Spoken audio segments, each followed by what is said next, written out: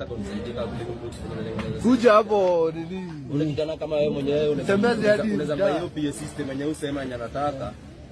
Kama msaidia apate kazi pale, si ndio? Bana do.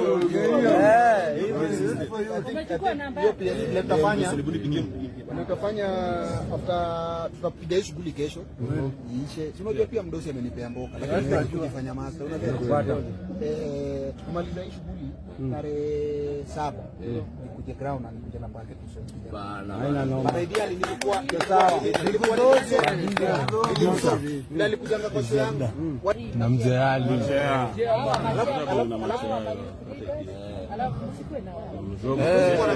Alafu tupangie mboka ya kesho hapa tushike mdosi mboka hapo hadi anatoa kazi si wa mtaa. Alafu kazi huko ndani.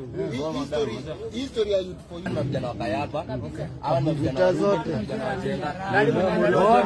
Youth for you. Youth for you. Ndio man.